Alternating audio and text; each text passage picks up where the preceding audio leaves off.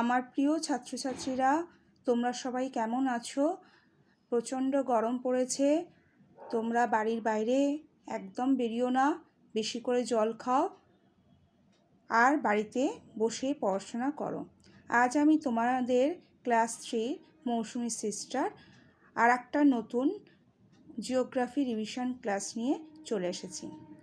আজকে আমি আর একটা নতুন ওয়ার্কশিট দেব জিওগ্রাফির উপর।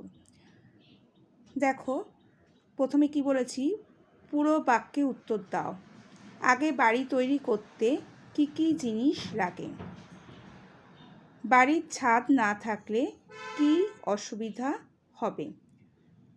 আগেকার বাড়িতে কি ধরনের ছাদ তৈরি হতো?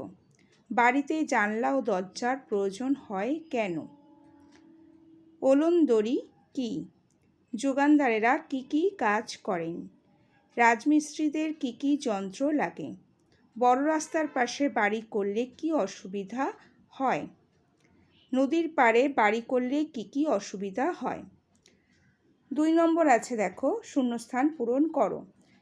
পাহাড়ি দেশে কি দিয়ে ইটের কাজ সারে? ড্যাশ তো আছে, এখানে তোমাদের উত্তর লিখতে হবে। এটা হবে পাথর দিয়ে। মেঝে না থাকলে ঘরে ঢুকে যায়, এখানটা ফিলিং দ্য ব্ল্যাঙ্কস রয়েছে। কি ঢুকে যায়? জল ঢুকে যায়। এখানটা কি হবে? জল। আচ্ছা, দরজা জানলার পাল্লা লাগাতে করাত ও বাটালি লাগে।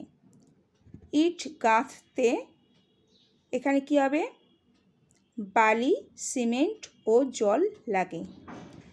যারা পাকা বাড়ি তৈরি করেন তাদের কি বলে জানো? কয়লা তুলে কয়লার এখানে কি হবে বলো তো? খাদ। কয়লার খাদ বালি দিয়ে বুঝিয়ে দিতে হয়। আমি 2-1টা বলে দিলাম, আর বাকিগুলো তোমরা নিজেরা করবে। এবার দেখো, ছক পূরণ করো। কি বলেছি দেখো, কি রকম জায়গার পাশে বাড়ি? বাড়ি করার সুবিধা, বাড়ি করার অসুবিধা।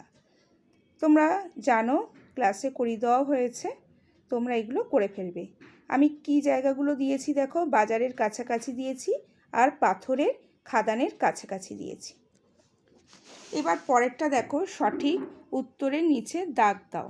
বাড়ির চাল তৈরি হয় পাতা না খেজুরের গুঁড়ি দিয়ে? যেটা সঠিক হবে সেখানে তোমরা দাগ দেবে। পাথর ঘষে না কেটে ইটের আকার দেওয়া হয়? এখনকার দিনের বাড়ির ছাদ হয় কড়িবর্গার না ঢালাই ছাদ?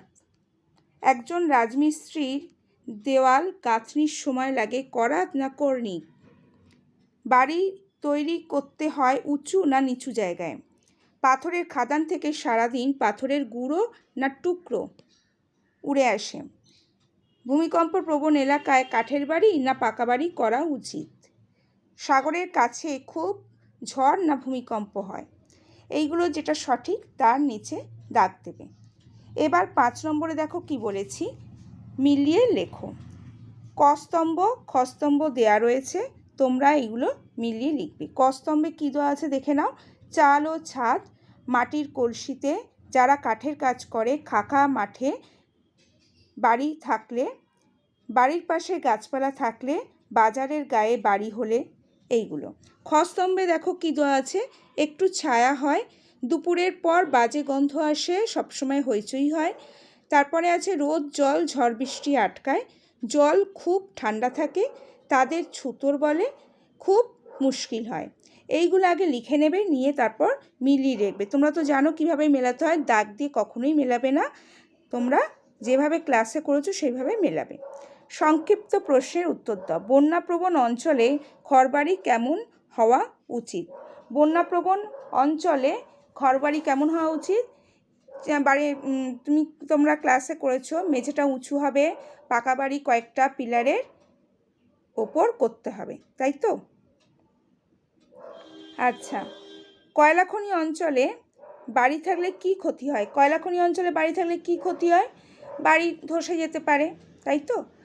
এই তাহলে সেই ক্ষেত্রে কি বলেছে, এর সাথে আরেকটা কোশ্চেন আমি দিয়ে দিয়েছি, এর জন্য কি কি সাবধানতা অবলম্বন করা উচিত, মানে কি কি সাবধান হওয়া উচিত। কয়লাখনি অঞ্চলে বাড়ি করলে কি সাবধান হওয়া উচিত? হালকা কাঠ ও টিন দিয়ে বাড়ি করা দরকার। ঠিক আছে? আচ্ছা, বাড়ি তৈরির জমি কেমন হওয়া উচিত? বাড়ি তৈরি করতে গেলে উঁচু জায়গা হতে হবে, তাই তো? জলের মাটির নিচে জলের স্তর থাকতে হবে, হ্যাঁ, পাশাপাশি গাছ থাকলে ভালো হয়, এরকম জায়গায় বাড়ি তৈরির জমি হওয়া উচিত।